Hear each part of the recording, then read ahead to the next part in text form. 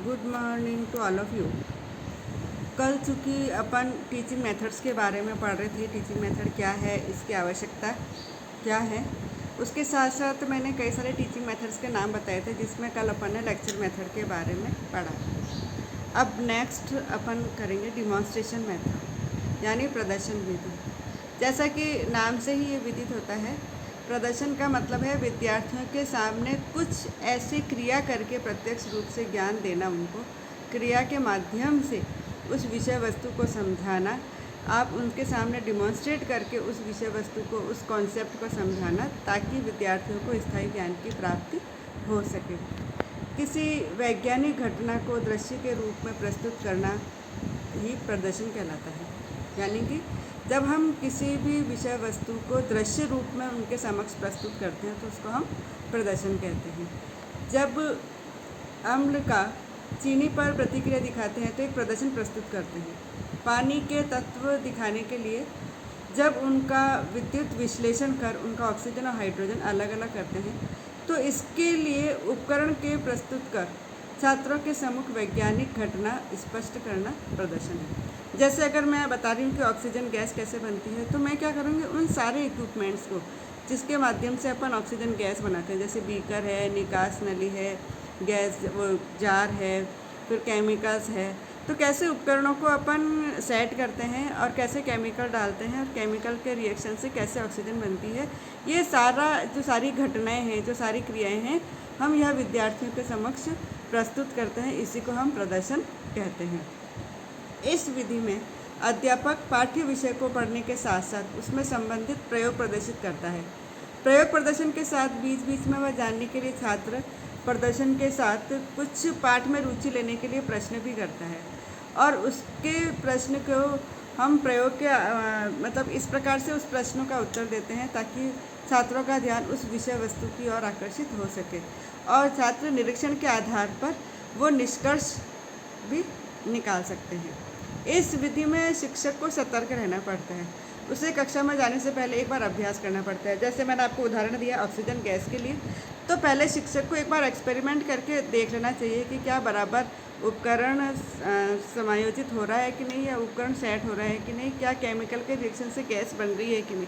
ऐसा नहीं हो कि विद्यार्थियों के सामने अगर वो प्रस्तुत करे और गैस बने ही ना, तो एक बार उसको अभ्यास कर लेना चाहिए।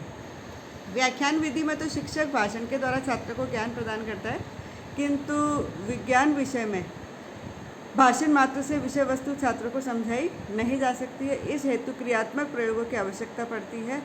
इस विधि में शिक्षक कुछ प्रयोग उपकरणों एवं उनकी कार्य विधि का प्रदर्शन करता है। जैसे चुंबक के गुण हैं, तो अगर हमको चुंबक के गुण बताना है तो हम जैसे कहते हैं कि भाई चुंबक है जो लोहे को आकर्षित करता है, तो हम क्या करेंगे, एक चुंबक लेंगे और एक लोहे की कील वगैरह ले आएंगे और छात्रों के समक्ष दिखाएंगे कि कैसे चुंबक अपनी और लोहे को आकर्षित करता है। जब वह प्रत्यक्ष रूप से करता हुआ देखता है तो वह ज्ञान स्थायी होता है। प्रदर्शन विधि के कुछ सोपान हैं, जैसे इसके निम्न सोपान है। पहला है योजना और तैयारी, प्लानिंग एंड प्रिपरेशन। प्रदर्शन विधि का प्रयोग करने से पहले शिक्षक को योजना बना लेनी चाहिए। जैसे विषय वस्तु, इसमें पूछे जाने वाले कौन कौन से प्रश्न हो सकते हैं, आवश्यक उपकरणों का संकलन कर लेना चाहिए, प्रयोगों को दोहरा लेना चाहिए, और शिक्षक को छात्रों की पाठ्य पुस्तकों में से संबंधित विषय वस्तु को पढ़ लेना चाहिए ताकि छात्रों का ध्यान केंद्रित किया जा सके। दूसरा है पाठ का प्रस्तुतिकरण। शिक्षक द्वारा पाठ को समस्यात्मक ढंग से छात्रों के समक्ष प्रस्तुत किया जाता है ताकि वे संबंधित विषय के महत्व को समझ सकें।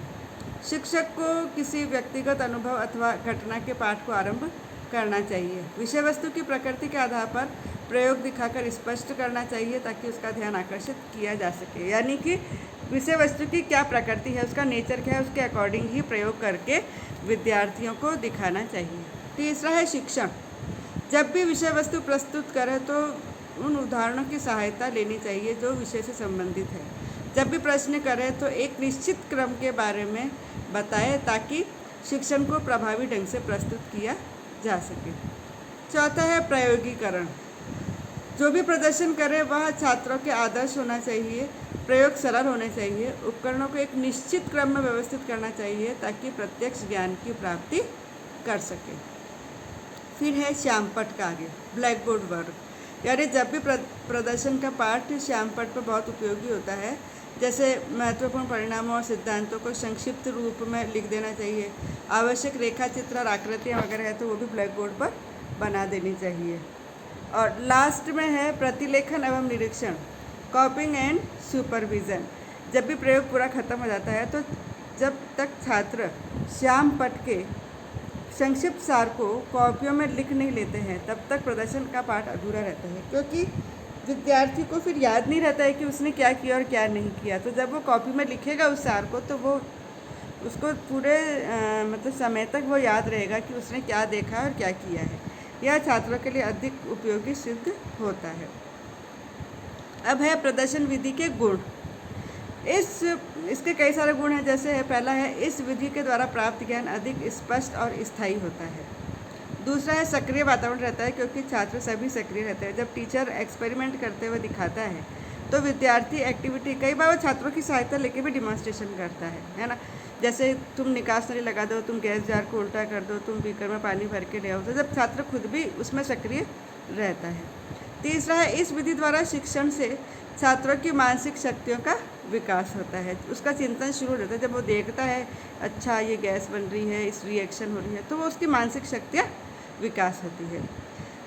फिर नेक्स्ट है छात्रों में प्रयोग के प्रति रुचि जागृत होती है, जिससे प्रयोगात्मक प्रवृत्ति का विकास होता है। ठीक है, जब वो प्रयोग करते हुए देखता है तो बच्चे में रुचि जागृत होती है कि अच्छा ये केमिकल रिएक्शन हो रहा है तो इसके बाद अब क्या होगा, ये बुलबुले उठ रहे हैं तो ये ऊपर ऊपर गैस आ रही है, पानी का लेवल नीचे जा रहा है। तो जब वो सारा करते हुए प्रत्यक्ष रूप से देखता है तो उसमें रुचि जागृत होती है और प्रयोगात्मक प्रवृत्ति भी विकसित होती है। लेकिन प्रदर्शन विधि के गुण के साथ साथ कुछ इसमें कमियां भी है, कुछ दोष भी है, जिसके बारे में बताना आवश्यक है। जैसे इस विधि में शिक्षण शिक्षक केंद्रित होता है, केवल शिक्षक ही करता है, छात्र की क्रिया बहुत ही कम होती है। दूसरा है प्रयोगात्मक विधि में छात्र सक्रिय रहते हैं लेकिन प्रदर्शन में निष्क्रिय रहते हैं। तीसरा है छात्रों की संख्या अधिक होने पर प्रभावी सिद्ध नहीं होता, क्योंकि बहुत ज़्यादा संख्या होती है जब अगर और वह एक टेबल पर अपना प्रयोग करके दिखाता है तो हो सकता है कि पीछे के विद्यार्थियों को ना दिखाई दे, ना समझ में आए। इसलिए कम छात्रों के लिए उपयोगी है, बड़े अधिक संख्या में छात्रों के लिए उपयोगी नहीं है। छात्रों की प्रतिक्रिया जानना बहुत कठिन है। भाई जब हम प्रयोग करके दिखाते हैं तो हम समझ नहीं पाते हैं कि विद्यार्थियों को समझ में आ रहा है अथवा नहीं। इस प्रकार आज हमने आपको बताया है कि प्रदर्शन विधि क्या है, इसके कौन कौन से सोपान हैं, कौन कौन से गुण हैं और कौन कौन से दोष हैं। लेकिन निश्चित रूप से मैं ये कहना चाहूँगी कि प्रदर्शन विधि कम से कम विद्यार्थियों को प्रत्यक्ष ज्ञान देकर के स्थायी ज्ञान प्रदर्शित कर सकता है। और विद्यार्थी जब टीचर को करते हुए देखता है, इसमें प्रभावी हम तभी मान सकते हैं जब इसमें थोड़े छात्रों की अगर सहायता ले लें तो प्रदर्शन विधि भी उतनी ही उपयोगी हो सकती है।